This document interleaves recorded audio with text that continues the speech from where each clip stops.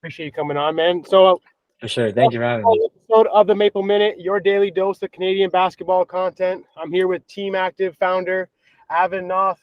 I really appreciate you taking the time, man. It means a lot. Hey, thank you for having me, boss. Hey, no problem at all, man. We'll get right into it. I know you're a fairly new team on the scene, but you've made some noise. You put your footprint down pretty big on the first season. Can you tell me a little bit about Team Active and formerly known as Team Trappings? I'm a big fan of your program. So, originally what started was just a passion project with me and a few of our friends. Notable names, Jalen Ramsey, E-Man. He's out there playing Uchenna right now, and Jalen plays at top notch. We just didn't want to play on their average circuit teams or just average other rep teams in Toronto. Didn't want to pay the fees for it. It's just the same old thing on repeat. Same thing every year where guys aren't getting recruited most likely, or they're just not helping us out with what we need player development wise. So we decided just to create our own thing and then just run with it from there. And that just took off. Like first tournament we had a bunch of good guys playing with us, and from there they already picked up offers and picked up some noise, and just rolled with it. After that, started the younger team. Younger team started doing well. Played locally. Local guys killed it, and then the rest is history. So, how many teams do you have going right now, Avin? So right now we just have one team running out of Oakville. It's just our trainer Zoran. He has his team that he runs with I think 9 to 10 guys out there. They just play in national senior circuit and there's just like a few local things. And aside from being like a younger guy, like you're just a year removed from playing yourself, not even a full year removed. Yeah, What exactly. what advantages and disadvantages have you found in like running your own high level rep team? Because like you've been, like you said, you lined yourself up Ooh. with tournaments. You went to Made Hoops last summer. Like Jane and Finch, like you were doing a bunch of good tournaments last year, and you lined yourself up properly. I assume that's from like your well knowledge of the game from before as a player. But like, what challenges have you seen as like being a younger coach? Like, do guys listen to you when they're so close in age? Do you have trouble like, getting respect from other people when you're younger? I've been a younger coach myself. I coached my brother when he was 16 and I was 19 all the way through till he was 19. So I've been in your shoes before. I'm not at the highest level like you have with coaching some Right. really top talent, top tier players. But I mean, there's definitely hurdles, and I'd like to hear a little bit more about them if you got any on your mind. So I think the biggest challenge I would say is just like building trust with some players, and there's pros and cons to it. It's actually I think it's easy to build trust with a lot of guys that I'm close in age to, because I understand that I don't like I'm a younger guy, I'm a student. I don't care to profit off basketball or turn this into a running business for a long time. I really just want to work with the guys I have right now and then try to grow something out of it in the future just because I love the game, love basketball, love helping kids. I die by the game, I say, and I think it's easy for them to understand that like I don't really care to benefit off them, so it's easy to gain their trust in that sense, and just work with them. Right, like just be honest with them, be genuine with them. I don't. They're so close in age to me, where it's like I'm basically doing like business with friends. Hmm. So like I don't want to, be in a situation where I'm, doing something bad to a kid where I could be helping them or just being honest with them saying like, "Hey, I'm sorry, I can't help you." Or like, "Hey, I can help you, but this is the situation." Oh, and then there's 40-year-old coaches, 50-year-old coaches that are telling kids something completely opposite because they have like, you know, bills to pay and certain needs that they have to cover, right? So it's Yeah, just things like that and just trying to like, beat the guys who already have experience and already have a little, not even a little bit more, but like a lot more knowledge than me and experience, and trying to get them to come play for me instead. And realize that, hey, like I have some good resources and I've been doing a good thing in this last year, and I think I can keep rocking with it. And I do a lot of stuff in my off time to try to help the kids out too. yeah, I noticed I that. think that's yeah, Look on your story. Sorry to interrupt you, Evan, but like yeah, for sure. you guys are even doing like PowerPoint like presentations and stuff like that, Oh doing yeah, training and stuff like. So you're a student at you're going to U of T right now. yeah. I'm at University of Toronto right now. Yeah, and you're studying what? Sorry, I'm in human biology. human biology. Yeah, so you got a pretty big workload of courses, I'm assuming, but you're also Yeah, finding for time sure. to not just do practice stuff, like not just film breakdown, but you guys do a lot more like teaching than I find a lot of programs do. Can you just speak a little bit about some of the PowerPoints you've been showing some of these guys? So it wasn't more or less like PowerPoints, but like I would just like send film in the group chat to guys, like here and there, not really as much, I would say. I think I just try to teach guys more about the game as a whole, and just like to keep it more simple. Yeah, Um, I don't really do much film breakdown with guys unless it's like their own film individually, Yeah. rather than like a team thing. Because these guys don't really like play. Like our school year team hasn't been playing much together, and in the summer locally, like we haven't had like a set team of guys. So like whenever they do, I do break down film with them. I just try to teach them about like what they could do themselves differently and individually, no matter where they end up playing. If it's a different AAU club next year, this year, during the school year with a rep team or with a prep school. So I try like give them pointers on like what they're doing or try to fix like their mistakes through their film individually. When it comes to like a teaching standpoint, like yeah, like what tied back to what we said before, like being so close in age to guys, like we're the like us, like me and the other coaches, like we're the modern age of basketball. Like we're the new guys coming up. Like the last generation saw Kevin Durant and players like Kevin Durant come up. Now we have guys like Wembanyama coming up, and we're around that game. And Wembanyama is my age, so we're teaching the new age of basketball, the new style of basketball, modern ball, and then still keeping it really strict and tight to college at the same time with keeping that modern touch in the game of creativity nowadays. Yeah, no, for sure. No, and you're doing a really good job of it. For like just for I know like you're coaching the U17s, they're close to your age, like 18-year-olds and stuff like that. But with like U15 and stuff like that, the parents are still fairly involved and stuff like that. Do you have any trouble like gaining respect from parents or them taking your program seriously when you are such a young guy? You're not even 20 years old yet. I say so. What I think I'm very good when it comes to like speaking to parents and stuff. Yeah. Um, I went to a pretty, I would say I went to like a pretty good school growing up. So like I was always around like some pretty mature and professional people and parents.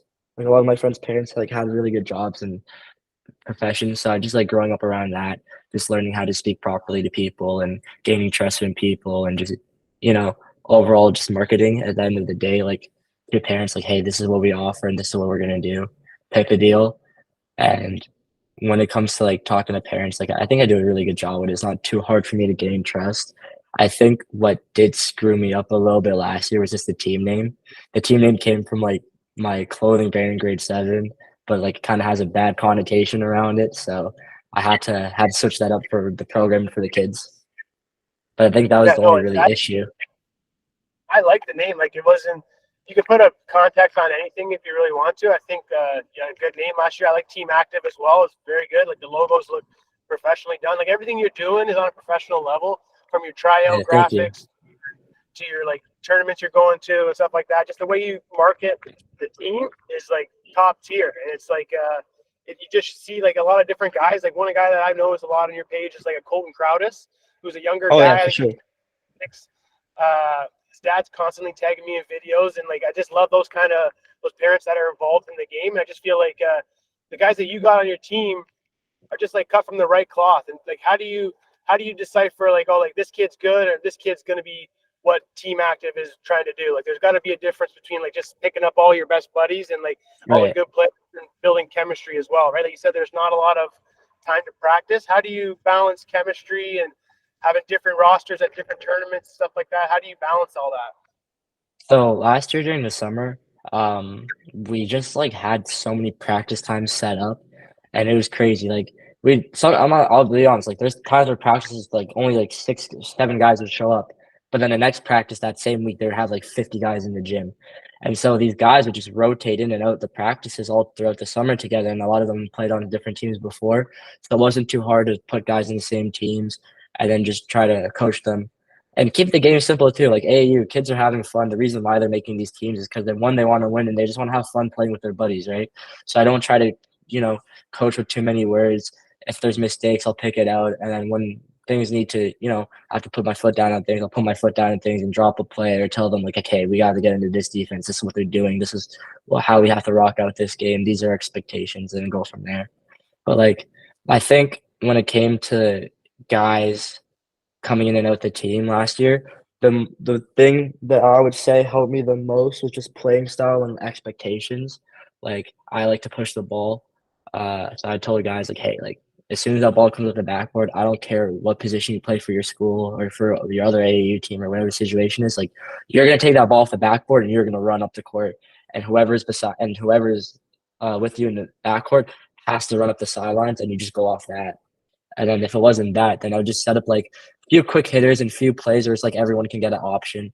So then it's like once they learn that and it's easy to learn like within the quick timeout, then they were good to go from there. No, 100%. I feel like at AAU level, it's all about like teaching them instincts, because like you don't want team active or whatever team they're playing on as an AAU program to be the best team they ever played on. I heard a Yeah, coach say one time, you just don't want, like at a high school level, at the prep level, you don't want the Montfort or the Orangeville or Fort Erie. You don't want that to be the best team that you ever played on. It's all about getting guys to the next level. And I feel like you yeah, do a for really good sure. job of like marketing your guys, as I said earlier, marketing your team, marketing your guys, and getting them looks. Can you speak on a little bit on like the value you put on like getting kids recruited? Like I noticed that like I don't know, like last year, like from like Kennedy Charles got like multiple looks with you guys. There's all the guys that got multiple looks and like scholarships to school to play at a university. Can you just like speak on a little bit like the value of recruitment, like how important you think that is to your program? Think is the most important, if anything, value wise. Like, I don't see the point of running this program unless I can get kids to school. I don't like having kids play for me if they don't want to. If they don't have a goal at the end of the day, or like they don't have something set for them, like of what they want to do in their future. If it wasn't basketball either, so I always try to make sure that like our guys are getting looks and our guys are talking to people, whether it's me, whether it's another coach, or just like another scout like yourself, just trying to get some knowledge about recruiting, finding the right connections, and just networking. And then they just in turn learn overall life lessons from that as well, just like how to communicate with people, how to network, different things like that. They're not just building connections for basketball, but building connections for whatever else they're doing in the future. Like we had a kid with some legal problems come in, and he just met some parents and some other people who helped him get some stuff within like trades and different things like that and a job. So it's things like that so that really matter, like just the recruiting and meeting people and networking, not just for basketball, but just in general for like the overall, like what they want to do in the future with life. They're gonna have to meet people. Like they're building their connections overall. When it comes to recruiting wise in schools, like yeah, I say it's the most important because I need guys to get to school. Like I want to be able to say like, hey, my buddy came in because they're so young in age. I can basically say they're my boy, outside of the gym, obviously. But like they'll come in and it's like, hey, I got this kid to his school and he's at a great school where he's, playing on the court and getting his education. And as long as I'm making a change in people's lives, then I'm happy. And as long as they're getting their degree or going on to play at the next level or doing whatever they end up wanting to do with their future, then I'm happy. But recruiting is like the number one thing. Yeah. And like for like just for kind of context, like when kids come to you, do they come to you with with offers in hand? They're kind of like, hey, Avin, how can I get more looks, or how can I just get a look? Do you find guys like coming in like aware of like self-aware of themselves, like they know they want to play at the D2 level or the U Sports, or do they come in and just say, I want a D1 look no matter what? Like how do you how's it been for you? Is the kids coming in with high expectations looking for D1, or are they kind of self-aware and Yeah. how, I think it's a mix of everything. Like there's guys that come in and don't know what they even want to do in the future at all. There's guys that come in with D1 offers. There's guys that's come in with 20 D1 offers before, and guys that say like, okay, I just want to stay in Canada.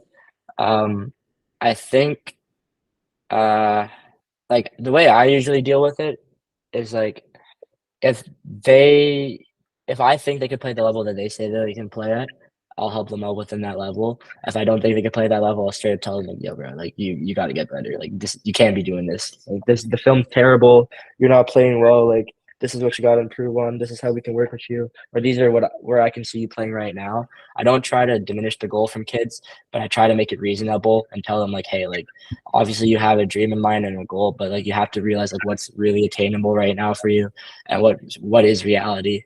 Like you can't be playing in your fifth year telling yourself that you want to play a high major D1 when it's like every D1 you would email or call is either one, not picking up to you, two, you don't have the connection for already so late in the season, and three, they probably already had their guys set for the last year, right?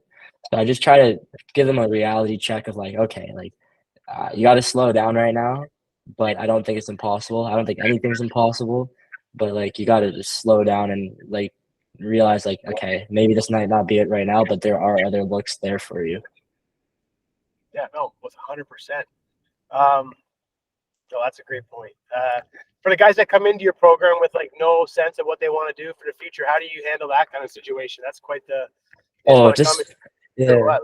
Like, I just take it on just like not as much as like a coach per se, but yeah, more or less just like a older brother that can give them guidance. Like there's few kids who don't really have prep schools they're playing in right now, or playing in high school, or they don't really know what they want to do basketball wise, or just don't really have a direct. Well, no one really has a direct path on the team, but like they don't really have like an idea of a path they want to go down. And in that situation, like I just try to call the guys, check up on them, and just be like, hey, like what do you want to do? Like, what would you do if it wasn't basketball? Where would you want to go to school? What city would you want to be in?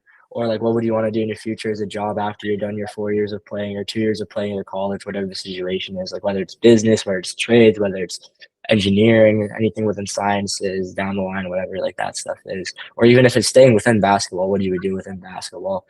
And just try to give them a sense of like that and everything so they can understand there's more out there than just ball, and that they don't have to just restrict themselves to just basketball as well. Like life is life and things do happen, and not everyone's path's going to be a D1 path. oh, far from it. Would you be able to tell me about some of the alumni that you have just in this past year? Like I know you put a lot of kids into post-secondary opportunities. Would you be able to speak on a couple of guys that have gone on to play at the next level via team active and get input from you guys? Yeah, for sure. So I say alumni wise, like we had a lot of kids feel through the team, whether it's one game or 20. I think the most notable guys I would say who've played more than one game for me have been like Tyler Spencer. He's at Keene University in New Jersey right now. He just got Freshman of the Week, I think, or Player of the Week. Either one of those, sorry. Last week, Kenny Charles, he's obviously playing at Western. He's doing a great job. His film looks really good. I watched him play in person. Got a lot better. He's doing a good thing. Shout out to Kenny, man. Who else? Who else? Who else? I think a lot of my guys are really younger, so they're just trying to look for prep schools more or less rather than like actual schools to play college. Because that was like the 5th years that were eligible to play. But more or less, like all of our guys ended up going to play in decent prep schools.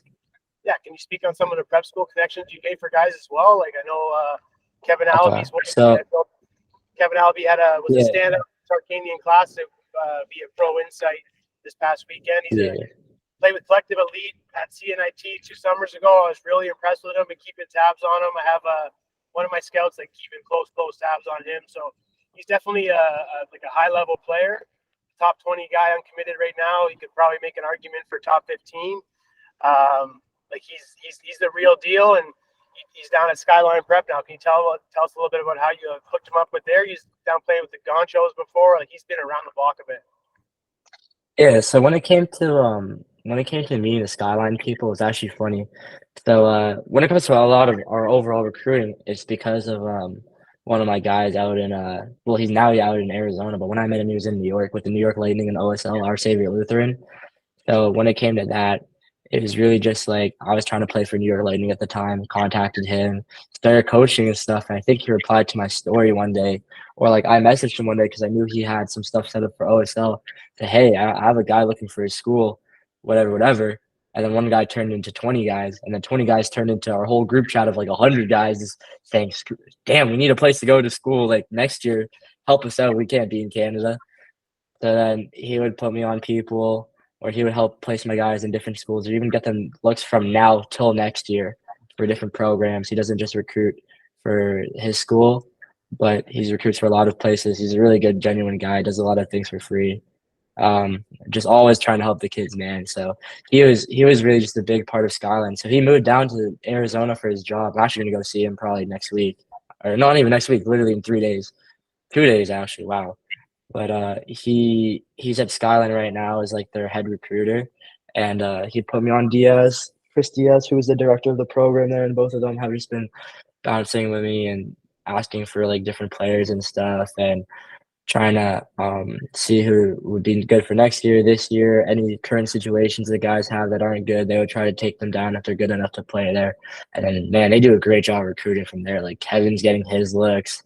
Oh yeah. My guy Keenan in DNA, he's doing a good job right now. He has a good AU situation set up for him. I'm not going to say too much about that, but that will be announced later. Yeah. And then Yeah, DeAndre got set up pretty nicely too, Yeah, being down there, just different level of gameplay and different pace altogether. So he's learning the game more from a state's perspective. But yeah, I think everything came very late in the process for a lot of things. A lot of guys are already committed to prep schools, already like playing at places already. Like a lot of stuff was later in the school year. But when it comes to like the future and recruiting with our guys, like I think he's gonna help me out a lot. We're gonna do a good job working together, helping get everyone to a place. And I think I'm very positive that we can get everyone to a place. yeah. And I feel like you have a good balance of like knowledge between because you played down in the states at a prep school, and now you coach teams. Yeah. Try to like you mentioned it multiple times. I try to keep some of my younger guys local for now, and like, can you just speak on like as a former player, like the difference?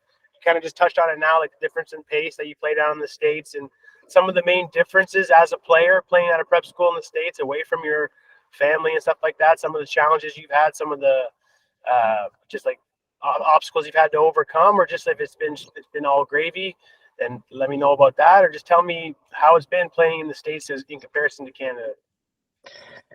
Oh, okay. So I've been in a bunch of places before AU-wise, Like where? different programs. So I was at Renaissance when I was like a little bit younger, a little Yep. bit of team final, not team finals, EYBL team, but their black team Yep. earlier this year, and then obviously came to Trappings after a bit. I would say the pace is obviously a lot faster. I think a lot of guys underestimate how the States is, like when it came to like how athletic guys are and how good players actually are. Like one thing that stood out to me is when a coach that I had here told me that, yeah, for every one of you in Canada, there's 10,000 kids in the States exactly like you. And that's insane to me because it's very true, right? Yeah. So Absolutely. it's a different ball game altogether. Like there's so many good players down there. Everyone's very athletic. Pace is very fast. I think like when Canadian coaches come to Canadian players or come back to Canada and tell Canadian players like, hey man, um there's guys in the middle of nowhere who are so much better. They give all these like corny stats and talks about like how the States is compared to Canada. And then there's a Canadian kid, you're just like, oh, like, no way. Like Canada, like Toronto kids, like we're so good. Like there's no way. But then like you get down to the States, you're like, wow, like they were not joking. So I think like, yeah, like, it's overall just like a lot better basketball in my opinion. And it's a lot grittier depending where you are. Like where I was in the Northeast, it was very like cutthroat basketball and still very intricate at the same time. Like it was very aggressive and very like college style level of play, like what our coach had us do. 100%. Another thing I found about the Canadians too is just like I don't know if we play a different brand of basketball. I don't know if we're more thoughtful with our stuff. I feel like Americans are a little bit smarter, but when I sometimes I watch some of these American teams, they just seem like they're slower, like grasping the game, but they're way more athletic than ever before. Have you Oh found yeah, for or no? sure. Yeah, Yeah, I definitely agree with that. It just depends where you go, to be honest. Like a lot of the great teams that we've played, like shoot, like Justin Edwards and Emotep Charter, a lot of the Northeast private schools like Phelps, Westtown, like who else? There's so many great schools that we've played, like top schools we played, and a lot of their teams, like they run very good systems, and like they're very athletic. One and two, they're very smart playing wise, especially IMG. IMG was crazy.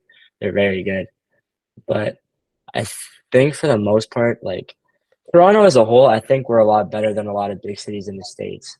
yeah, Like I bet if you take the best kids in Toronto, there's a lot of states where you have a lot of better players than just Toronto alone. And I'd say yeah, but I think the thing that takes guys ahead here is that they're at the American athletic level rather than like a playing an IQ level because I think it's kind of matched up almost. But guys in the States, they just know how to play more around their systems and play smarter and be more creative within their system rather than like Canadians as much, I would say. yeah. You spoke about playing in the Northeast, and Northeast is basically like a hotbed for basketball. I saw on like Barstool or Bleacher Report the other day, it was like called D1 colleges, and it was like split down the middle, and it was like four times as much on the east side than it is on the west side. Um, Yeah. for the opportunity wise, like you when you were playing down in the states, how much more opportunity was there? Like the crowd atmosphere was probably way more electric. There's a lot more fans, I'm assuming, and just like I've heard from guys in the States that play in the Northeast that like there's coaches at the gym every day, like Yeah. practices at the gym No, for there definitely was coaches around a lot. I think my coach specifically, Sam Rhines, like he's very well connected into the game, and he's like his dad's like a coaching legend in Philadelphia, and he's still a coaching legend himself, Sam, or Coach Sam, sorry. So I think like he did a really good job of like getting us into the right tournaments, the right stuff. We played a crazy season. Apparently, it was like 80 to 100 something games, which is insane. And I came down November, and even from being there like last week, November, all the way till March, I still ended up playing like 70, 80 games, which is insane.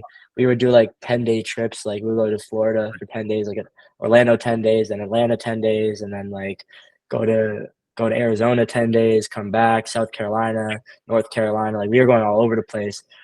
There's very little games where there hasn't been one coach in the gym. There's games we've had where like for example, when we were at IMG, I looked up and apparently, like the Houston Rockets, like one of the Houston Rockets scouts was at our game, like recruiting one of the guys at AMG, or sorry, IMG, and then what else? Like we had Baylor at one of our games, North Carolina. I honestly thought we had at least every single D1 at our games this season, like spread out, damn near every single D1 at our games. Like there's a lot of coaches to keep track of. Like we'd play one small game in New Jersey, and we would see like St. Francis College and Brown, and then we would go play in another gym like 2 days later, and we would just go see like Rhode Island, Maine, or like Queens University of North Carolina, like different schools like that, just all over the place. And it's crazy experience just seeing coaches, trying to talk to coaches, meet coaches, whatever the deal is with that. And then just the motivation too. Like you go from not playing in front of a single coach in Canada, not even U Sports or OUA coaches, to going down to the States, and now there's 71 coaches smiling and laughing at each other while they're watching your game consecutively. Yeah, no, it's mental. Like I went down to NPSI. I've never seen so many coaches in my entire life. Like there wasn't any fans. It was all coaches in the stadium Yeah, literally. and it's like sometimes full staffs. Like I saw the full Providence staff. I shook Ed Cooley's hand. Like so many like St. Bonaventure. Like all the schools are there. Like in Rhode Island, you could throw a rock to like 30 different schools from the gym that we were standing at. So it's crazy. And like you said, like it's almost a shame because there's no youth sport coaches in the gyms these days. Like I see Waterloo quite a bit. I can't lie, McMaster and Ryerson or TMU, but it's like it's not anywhere near as it is in the States. And I was up at the grind session event in Fort Erie, and I saw zero youth sports coaches. I saw Alabama traveled 3 deep, Nate Oates and 2 assistant coaches to come see their recruit.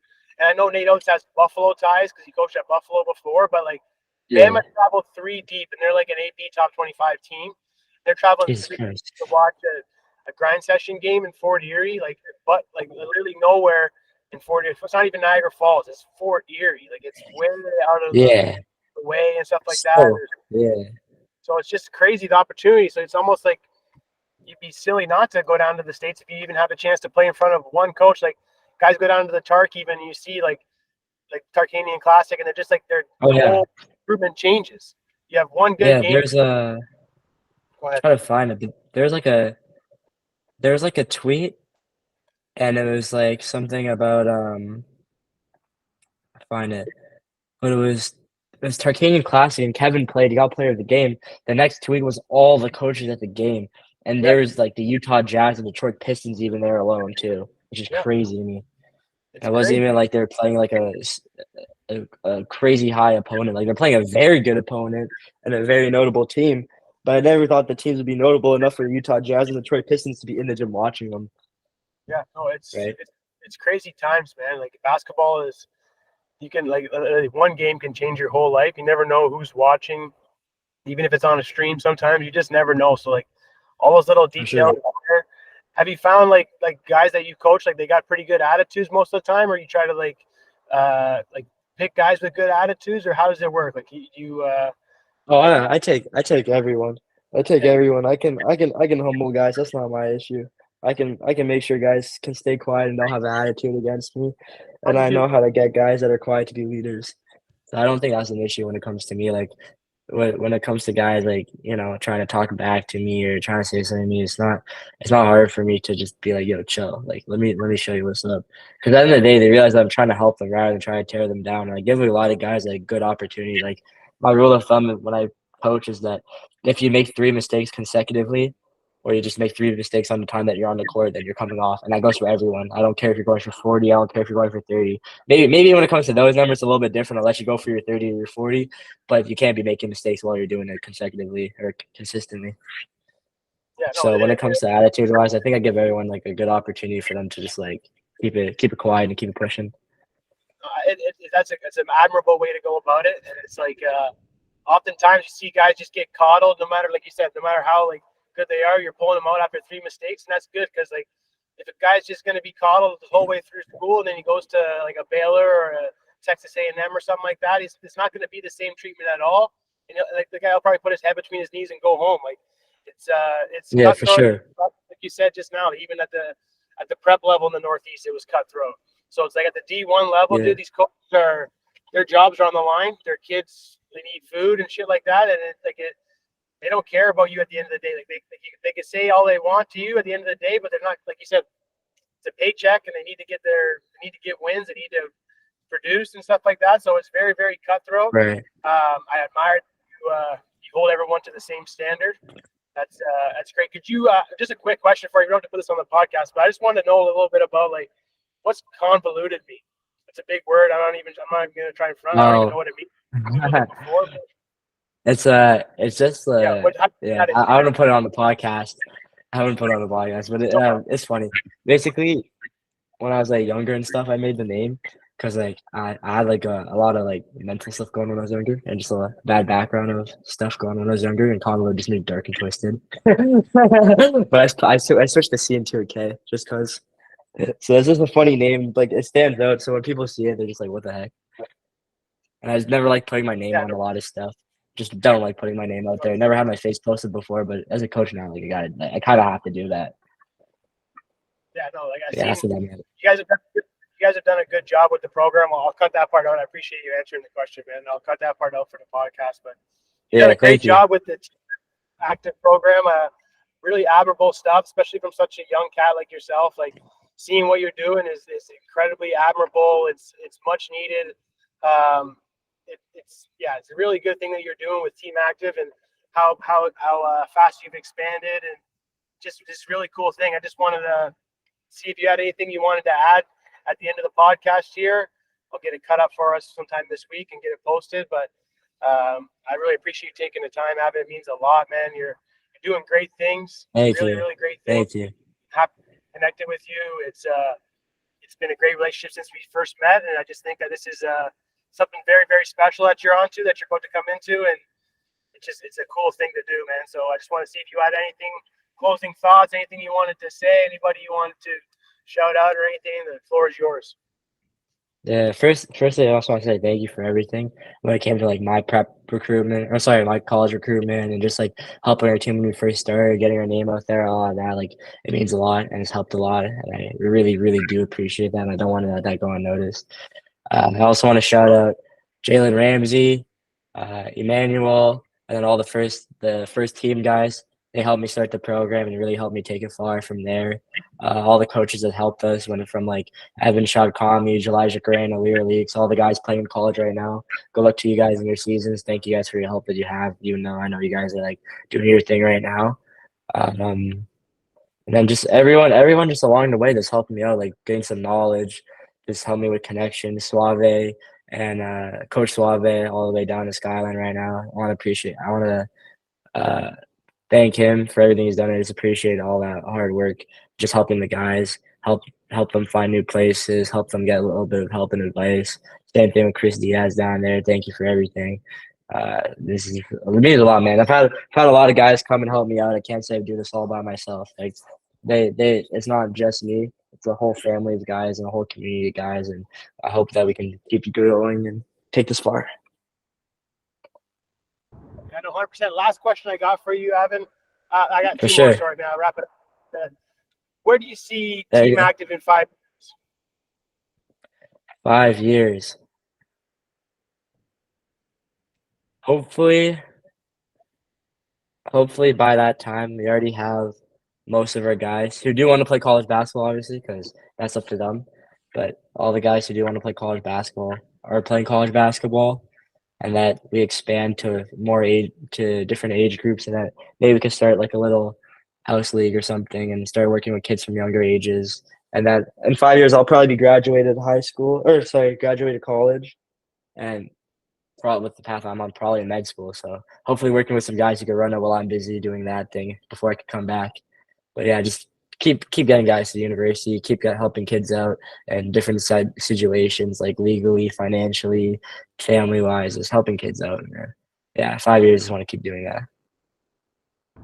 I love it, man. So the last question I have to wrap up. For sure. All time starting five that you've played with. Doesn't have to be Canadian. That Doesn't have to be anything. I've played with On the same yeah, team, not against.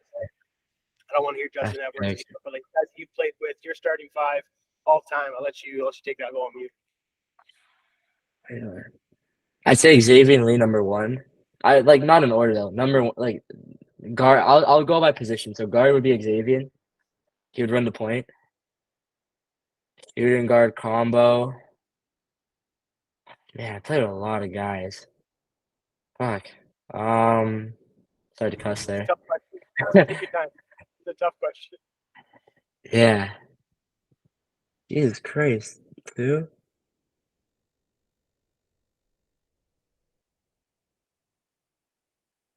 Yo, this is a tough question. I would say, does it have to be in a formal game? Could it be in runs? It could be whatever five you want. You can run with whatever five that if you want all point guards, you play with Xavier and Lee. Oh, okay, Kalen, okay. No, I haven't played with Kalen before, at least for a long time. But if I was to say like if